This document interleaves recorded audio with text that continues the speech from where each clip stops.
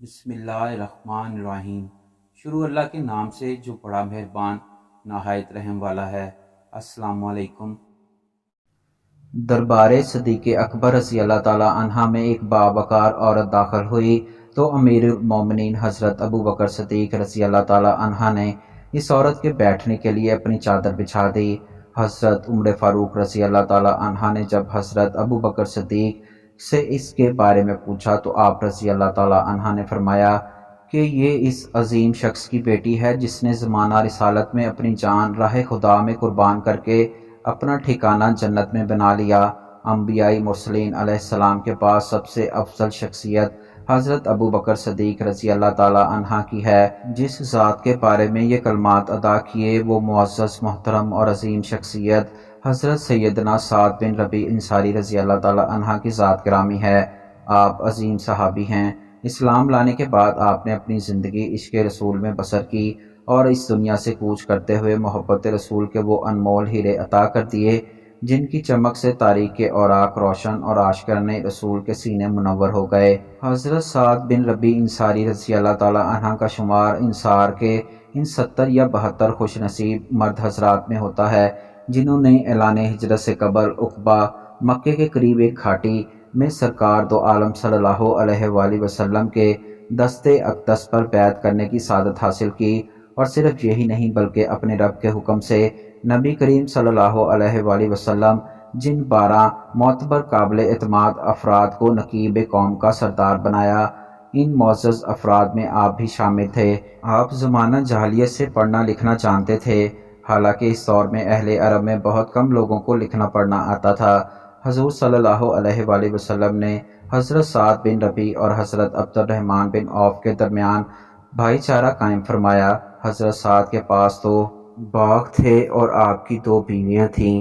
آپ رضی اللہ تعالیٰ عنہ حضرت عبد الرحمن بن عوف رضی اللہ تعالیٰ عنہ کو اپنے ساتھ گھر لے آئے، ان کے لیے کھانا منگوایا اور ان کے ساتھ کھانا کھایا۔ پھر کہا، تم میرے دینی بھائی ہو، تمہارے پاس کوئی زوجہ بھی نہیں ہے، میری 2 عورتوں میں سے جو آپ پسند کریں میں اس کو طلاق دے دوں اور آپ اس سے نکاح کر لیں۔ میرے 2 باغ ہیں جو آپ کو پسند آئے۔ حضرت عبد الرحمن بن عوف رضی اللہ تعالیٰ عنہ نے فرمایا، مجھے نہ تمہاری عورت کی ضرورت ہے نہ تمہارا باغ چاہیے، میں نے اس لیے اسلام قبول نہیں کیا، تم مجھے کاروبار کرنے کے لیے بازار کا رستہ بتا دو۔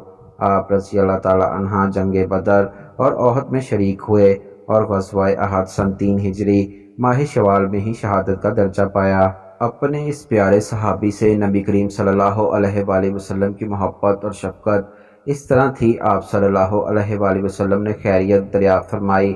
غزوہ احد میں مشرکین 70 کے قریب مسلمانوں کو شہید کر کے مکہ کی طرف لوٹ چکے تھے۔ مسلمان اپنے شہداء کو ڈھونڈ رہے تھے۔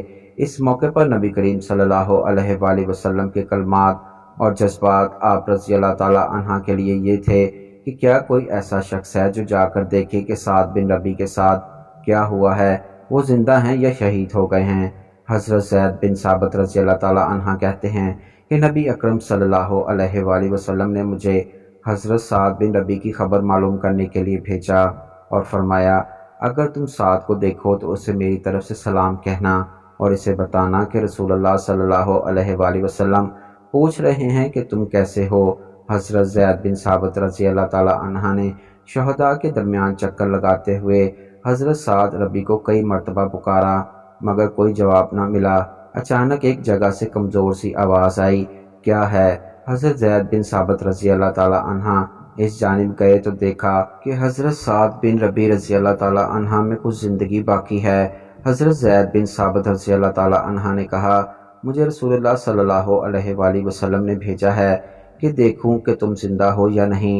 حضرت زید رضی اللہ تعالیٰ عنہ کی کلمات سن کر حضرت سعد رضی اللہ تعالیٰ عنہ نے اپنی آنکھیں کھولیں اور پوچھا، رسول اللہ صلی اللہ علیہ وآلہ وسلم حیات ہیں؟ حضرت زید نے جواب دیا، ہاں وہ صحیح سلامت ہیں اور رسول اللہ صلی اللہ علیہ وآلہ وسلم نے تمہیں سلام بھیجا ہے۔ آپ رضی اللہ تعالیٰ عنہ نے جواب دیا، رسول اللہ صلی اللہ علیہ وآلہ وسلم پر سلام ہو اور تم پر بھی۔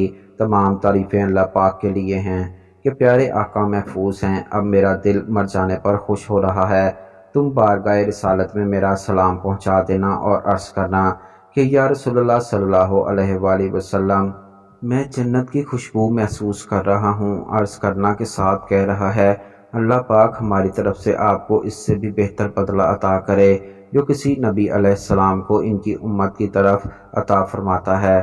اس کے بعد آپ نے اپنی قوم کو بھی پیغام دیا، اے میری قوم، انصار کو سلام پہنچا دینا اور کہنا کہ بیعت عقبہ میں تم نے رسول اللہ صلی اللہ علیہ وآلہ وسلم سے عہد کیا تھا، اگر تم میں کوئی پلک جھپکنے والا بھی ہو اور رسول اللہ صلی اللہ علیہ وآلہ وسلم شہید ہو گئے تو بارگاہ الہی میں تمہارا کوئی عذر قابل قبول نہ ہوگا۔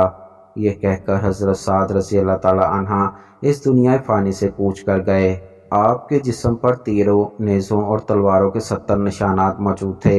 ادھر حضور صلی اللہ علیہ وآلہ وسلم کو جب یہ خبر پہنچی تو زبان رسالت پر یہ دعائیہ کلمات ہیں، اس پر رحمتوں کی زندگی اور موت، ہر حال میں اللہ رسول کے لیے مخلص رہا۔ آپ رضی اللہ تعالی عنہ کا جسم مبارک صحیح سلامت رہا۔ شہدائے احد میں حضرت خارجہ بن زید رضی اللہ تعالی عنہ بھی شامل تھے۔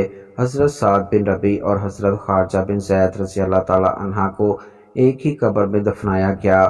46 سال کے طویل عرصے بعد حضرت سیدنا امیر معاویہ رضی اللہ تعالی عنہ کے دور حکومت میں کنوؤں کے درمیان نہر کی کھدائی کا کام شروع ہوا کہ اعلان کیا گیا، شہدائے احد کے ورثا حاضر ہو جائیں۔